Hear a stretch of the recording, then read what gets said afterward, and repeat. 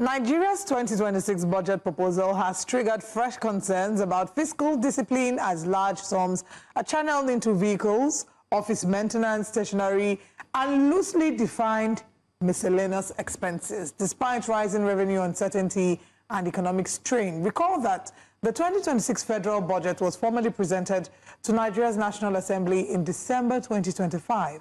The proposal shows that presidential vehicle spending will rise by 135% to 11.25 billion naira, while the State House, EFCC, and Nigerian Army alone will spend nearly 17 billion naira on miscellaneous items. At the same time, ministries that have been declared fully digital under the government's paperless policy are planning to spend 2.46 billion on stationery and office supplies, a 42% increase from last year. Analysts say the structure of spending still favors luxury overhead and politically driven projects over development, raising questions about the government's commitment to cutting the cost of governance. Joining us this morning for this very important conversation is Country Director at BudgIT, Vahyala, Kwaga. One welcome to you, Vahyala, and Happy New Year. Thanks for joining us this morning on Breakfast Central. Good morning. Happy New Year to you both in the studio. Thank you so much for having me. Now, Vahyala, how do you make sense of what we're seeing at a time when you're trying to get Nigerians to comply with the tax laws? Nigerians will be, you're expanding the tax net. And then we're seeing that even when you've made policies to buy, made in Nigeria products, to go paperless, there's still an increase in the percentage of spending. And also these cars in the presidential fleet, is it that cars expire after a calendar year of usage? Because, make it make sense to us. What does the sharp rise in vehicles, maintenance, and stationery spending say about the government's real priorities under a tight revenue environment? It's very clear. And when we look at the usual way of doing things when it comes to appropriation, I even make bold to say that a lot of these miscellaneous items and vehicles will increase once the appropriation bill is forwarded to the president for assent. As you know, the appropriation bill is currently under review by the National Assembly. And from what we know and are used to from the National Assembly, they will, in quotes, add their own. The Nigerian budget over the years is becoming more and more like a vending machine, a contract vending machine, as our global director likes to call it. It's essentially a document that has members of the executive, through the instrumentality of the civil service and the National Assembly, basically put things that they want to take out later on. When you think about the appropriations process itself and the amount of input and control that civil servants and the National Assembly have, it's very clear who the beneficiaries of this budget are. It's largely the political class and minutely the Nigerian citizens. So it's not surprising that the budget has this many miscellaneous items. It's not surprising that they are budgeting for cars that they bought last fiscal year. It's not surprising that a lot of these things are happening. What this demonstrates is a clear case of capture by the state, a clear case of a country that has very minimal safeguards to ensure that the appropriation process is not turned into a farce. Minimal safeguards to ensure that the Nigerian people who should be the beneficiaries of this, who will be paying taxes this fiscal year, are to benefit from this. So, one isn't really surprised. Again, like I say, and in closing, I expect the total budget size to even increase by the time the National Assembly is done with their review process, probably by 2 to 3 trillion naira. Oh, and might I add that we are approaching an election year, and it's common knowledge that the political class uses the budget both at federal and at state level to fund politics. So, this really is not surprising in any way whatsoever. For that, you did mention that in a number of these budgets, it's not surprising to see that they put in things that were not meant, that they intend to take out later. What would you say was the most surprising for you? I don't know if I have anything that's more surprising than others. I think, for one, the fact that the budget came shortly after presentation of the medium-term expenditure framework, for me, was the most glaring and the most controversial thing. Because as you know, the Fiscal Responsibility Act mandates that the medium-term expenditure framework be presented to the National Assembly and considered, passed by resolution before the appropriation bill is presented by the executive to the National Assembly. But what did we have? We had the MTEF come extremely late, sometime in December, and we had the appropriation bill, the budget proposal, I beg your pardon, submitted about a week or two after that. That is a clear violation of our fiscal laws. But, the federal executive does what it wants, doesn't really care about obeying laws. And, I think this is the new normal in Nigeria. And it's, again, like I've said on your show, I think the last time I was here, we had a retired military general adhere to these things much better than our dyed-in-the-wool politician that cares very little about obeying laws. All right, let's now bring the conversation back into the studio. We have public affairs analyst Mr. Dayo Akintobi joining us for the first time this year. First of all, Happy New Year. Happy New Year. And it's good to have you here with us. Back. Unfortunately, it's not exciting conversations we're having. We're looking at the budget and what Nigerians have often termed budget padding. Yes. The State House, Nigerian Army, FCC alone planned 16.78 billion in miscellaneous expenditures in 2026. From all that you've seen regarding the numbers, even in terms of the sharp rise in vehicles maintenance and the likes, what would you say this tells you about the government's commitment to Nigerians? Well, remember, our key focus is trying to cut down on government expenditure, size of government, budget, government expenditure. If they're asking Nigerians to tighten their belts, they're asking all of us that these reforms are going to bear fruit very soon, but for now we don't have to make sacrifices. People need to lead by example. So we expect that those cuts will start from government if they're expecting the populace to do the same. But the opposite is what is happening. While we have a shrinking spending ability, government is on the other hand expanding its own spending ability. And you look at it and you say, this doesn't add up. There's a contradiction in terms here when you look at things like miscellaneous. For example, I saw something that Aso Villa is going to be renovated for so many billion. 2023, when the government came in power, they did a renovation. First of all, why does it take billions to renovate? Maybe it wasn't up to the standard and the taste of Are we trying to create Shangri-La in Abuja just so that we can govern the people? Taj Mahal. Or Taj Mahal. Bottom line is, I think that there is some degree of decadence involved in government spending. When you look at things like stationery, when you look at things like vehicles, the vehicle you used last year, the car I'm using now, I'm in my 9th year using it, and it still runs well and still looks decent. What is this thing about changing cars every year? Why is it that when a new administration comes in, the people who were in the previous administration go away with all the vehicles, and even the ones they leave behind have to be renewed?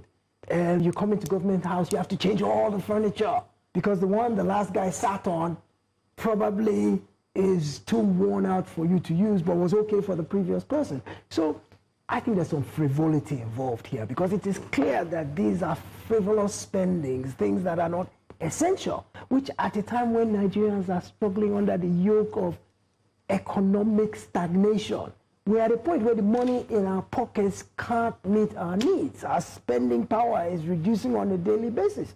Now, government is the driver of economy, any which way you look at it anywhere in the world.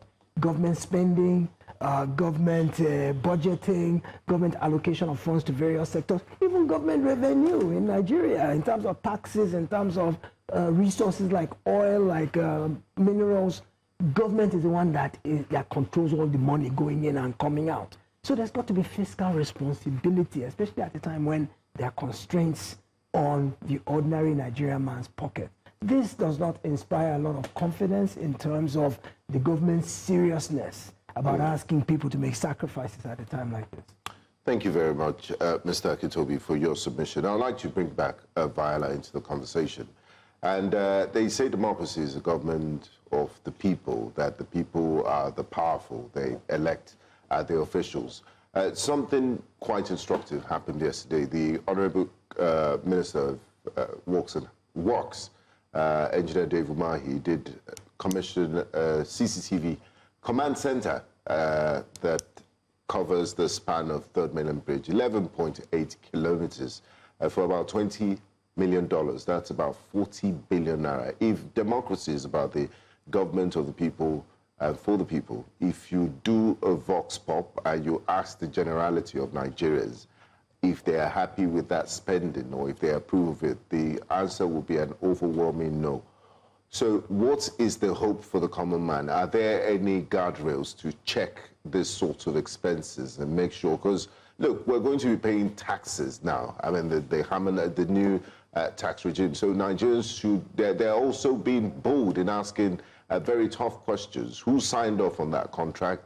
How does how do you justify that sort of payment for 11.8 kilometers? I mean, what's the overwhelming benefit for the majority of Nigerians? Or are we in a hopeless case? We just wait and they can do and undo and we'll say, okay, in the next elections, we'll vote them out. There needs to be a higher level of accountability somewhere. Sure, that you paint. Ordinarily, large expenditure items like this should be justified through at the very least, a cost-benefit analysis. The call circulars released by the Budget Office of the Federation, the language used by the Director General is that large capital expenditure items must be justified according to a matrix. You have 3 classes. The first class is urgent national priority items. The second class is medium, not so high priority items. And the third class is things that can be rolled over, but would still feature and, if they would, be made relevant by force of argument.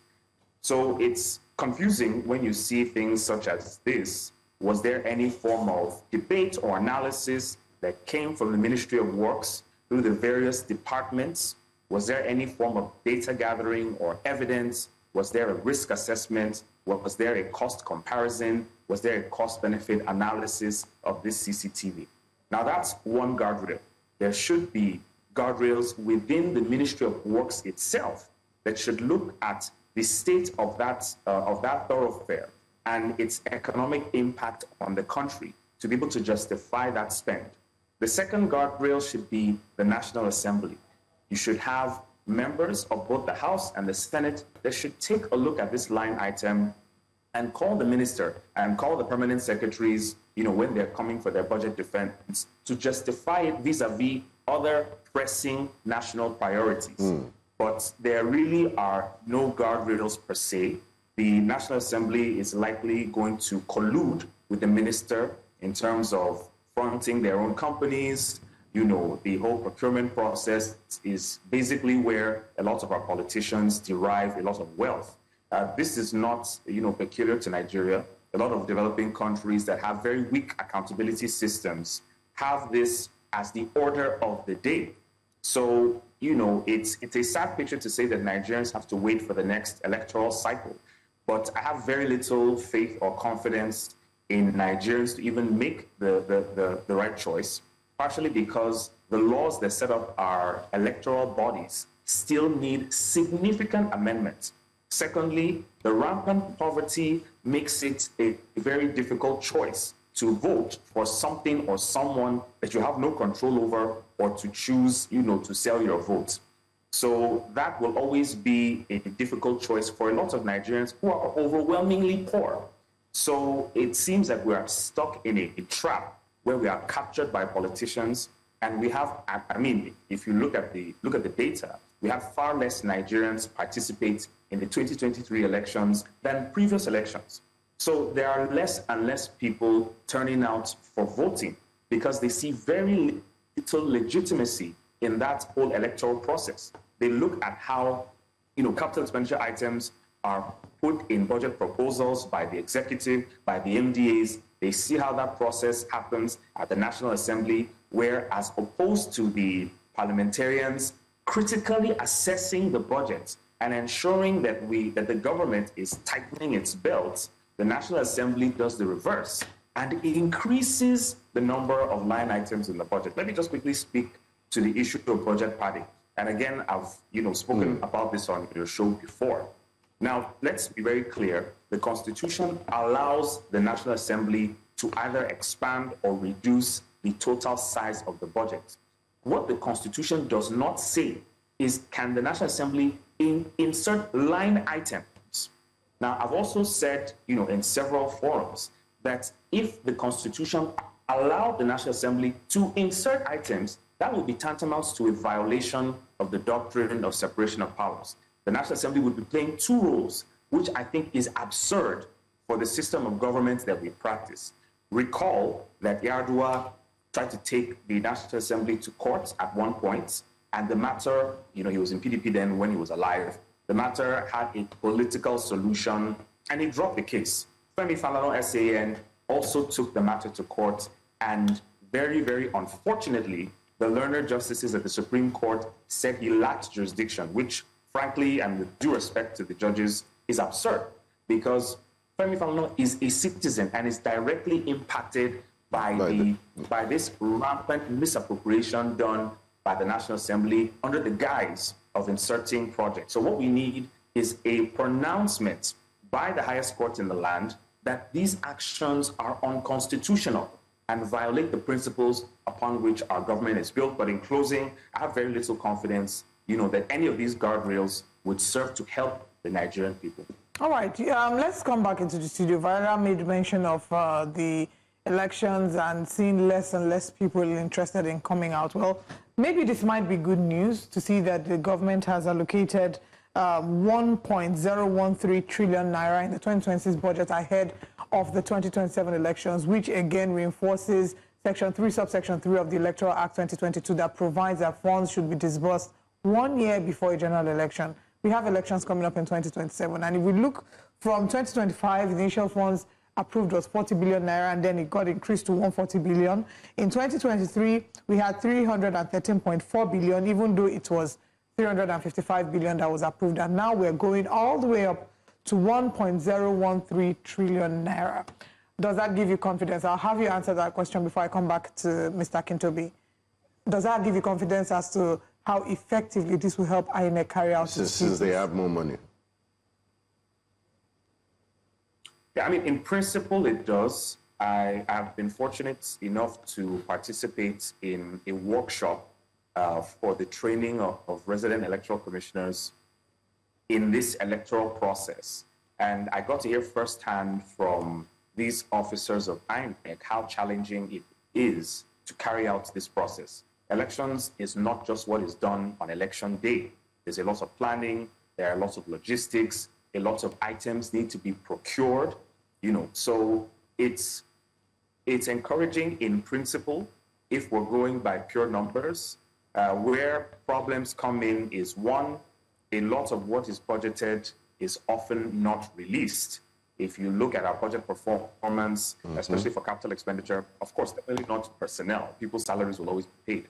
But things like capital expenditure, which form a crucial part of what is needed for elections, do not always get disbursed on time. Secondly, is the fraud and misappropriation that is inherent in our procurement processes. A lot of these things are not made public. The bids are not done publicly. Assessments and performance evaluations of what contractors supply is oftentimes not subject to public review. And, when you look at the track record of how INEC has behaved, with a lot of these funds and these resources, it's not very clear if there is adequate leadership and proper consequences when these infractions arise. So in practice, I have very little faith that this will change much. I do think it's a good sign that the government is taking elections seriously. But if they really want to win the hearts of Nigerians, they should amend the Electoral Act. Nigerians need to understand that everything is connected. Everything is connected, from budgets to INEC, to the way we do politics, to the way funds are disbursed, to the way our public administration is staffed. Everything is connected. If we can get things right from a fundamental level and it percolates upwards, there probably can be some changes in the years to come. But where we see things in silos, I mean, you cannot expect 1 trillion naira to do anything substantial for INEC if the fundamental drivers of these problems persist, if the political economy remains the same, all right, if the procurement processes are opaque, okay, the problems will just not go away. All right, Vahyala, thank you very much. Let's bring Mr. Akintobi into the conversation as well. Let's get your thoughts regarding INEC. Ever since 1999, anytime we have an electoral cycle, they give INEC more money. This is not new. But I've not seen any incremental improvement in the quality of elections based on more money. I mean, at what point does more money become enough? It will never be enough. But my point is, if money were to be a solver of the problem, we should have been seeing incremental improvement over the cycles. That has not happened. In fact, I dare say that with each subsequent election, the quality is getting worse. So I'm not so sure that throwing money at it is the solution. Perhaps there requires amendment of the Electoral Act, as my colleague there mentioned. There are so many other things that need to play a role, because there's not been an election yet that Nigerians have come out and said this was free and fair, other than probably 1993, and we're satisfied with the outcome. And how you can even tell also is that the participants themselves, how many of them don't challenge the outcome with one complaint or another? So to what extent does money make the processes more seamless? Okay, so we invested in technology. We did BVAS, we did IREV. They ended up having hitches here and there, but I believe they're a bit more efficient now. So yes, money plays a role. You have procurement, you have logistics, you have printing, you have ballot paper, you have all kinds of things that you need to do. But there's a finite amount of money that is required for that. And once that is sorted, everything else is padding. And essentially, it goes down a Someone's sinkhole. pockets. Yes. Yes, at the end of the human day, factor. yes, at the end of the day, what I'm trying to say is that the more money that's thrown at it, the more that gets siphoned away.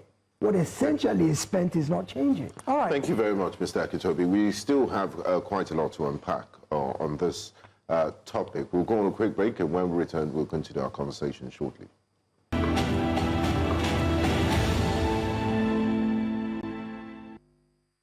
You're welcome back to Breakfast Central, and we're currently looking at the 2026 appropriation budget, where there have been concerns raised over some of the provisions in the budget, especially for purchase of luxury items and other issues. We have joined us this morning for this discussion public affairs analyst Dayo Akintobi, who's with us in the studio. We also have country director at BudgIT, Vahyala Kwaga. Thanks for staying with us, gentlemen. Now, Vahyala, it seems, I mean, it was Einstein that said insanity is doing the same thing over and over again. And one thing I've realized from my years of budgeting cycle is the budgets are basically copy and paste, increase the line items, and it's not, no serious thought and research is given to the budget. No, the budget performance of the previous year is always very poor, and the Auditor's General's report is a few years late. So how can a serious country operate in that sense? So it makes it all an exercise in futility, or just hope. Maybe we should stop calling it a budget and say, look, this is your expenses for the year, just go and spend.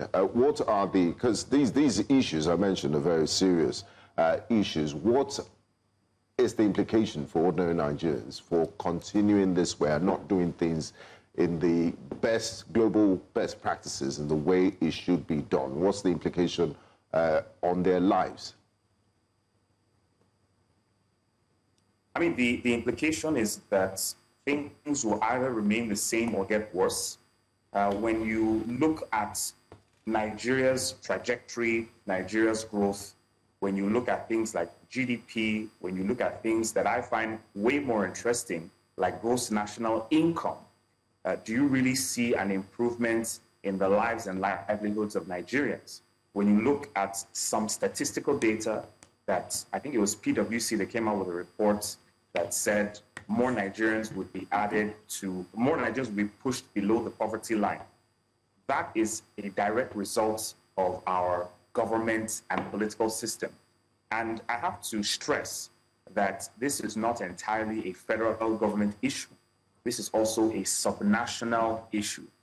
A lot of the things that Nigerians think should be provided by the federal government, in actual fact, should be provided by local governments. If you look at Schedule 4 to the Constitution and you see the list of responsibilities of local governments, you would be bewildered in asking yourself, why aren't these things being provided by the local government? Then you look at our political history and you see how local governments have basically been strangulated by the states. I mean, we have a literal Supreme Court judgment that mandates the transmission of monies to local governments, and governors are basically just ignoring it. So how do you expect any reasonable Nigerian to have any confidence in a political system where politicians basically choose what they want to obey? Again, looking at the coordination mechanism, because the structure of our political system is a federal one. The idea behind that is that multi-ethnic, pluralistic societies need to have some form of leadership close to where they are because they feel it represents them more. Let the center have a few items to focus on. Let there be more power given to the subnational units. What's happening in Nigeria is the reverse. We claim to practice federalism, but the center is too powerful. I mean, if you look at the exclusive list and you look at the number of items that the federal government handles, one asks themselves, can this be a country that takes itself serious in any way? I mean, even if we look at things like infrastructure planning, why can't there be forums where the states and the federal government sit down and say, look, the federal government is responsible for trunk A roads. States are responsible for trunk B and trunk C roads. Let's have a road infrastructure revamp where we focus and channel all our money in our budgets to these roads that are under our jurisdiction. But you rarely see that level of planning. Yes, it may happen in the health and education sectors because, of course, these are things that are on the concurrent list. But by and large, for infrastructure, especially where it matters, the logistics infrastructure, you don't see that happening. Again, when you look at long-term planning, you're supposed to have a long-term plan that influences your medium-term expenditure framework. The medium-term expenditure framework should influence yearly budgeting. But do you see any form of connection or linkage between medium-term expenditure framework planning and annual appropriation acts? You don't see that. And who should be in charge of ensuring that that process is done rigorously, is done according to law, and is done in interest of the citizens? It's the National Assembly. Unfortunately, the National Assembly is captured. You literally have parliamentarians singing on your mandate, we shall stand, which to me is frankly absurd and ridiculous because the National Assembly is meant to be a check to the executive. All right. When you have parliamentarians literally singing the songs, praise songs of the executive, I mean, your guess is as good as mine as to the quality of livelihoods that they would put forward. I want to, piggyback on something you said earlier about governors disobeying the Supreme Court order to ensure that the local governments are independently autonomous, financially autonomous. They're not the only ones disobeying. The MDAs, it would seem, are disobeying. Early December last year, there was a directive given that 70% of projects will move to 2026 fiscal year and that no new capital additions should be included. But what we see here is that there are at least 3.50 trillion new projects in the proposed 2026 budget, according to the Punch. And this is, of course, despite the earlier budget preparation guidelines that limited this. I'll come back to you, Mr. Akintobi. What is the implication of this? If we haven't yet completed the previous year's budgets, the previous year's tasks, and now they're introducing fresh ones in the budgets. Well, it's that level of impunity he was talking about earlier. You don't have your own army to enforce any Supreme Court decision.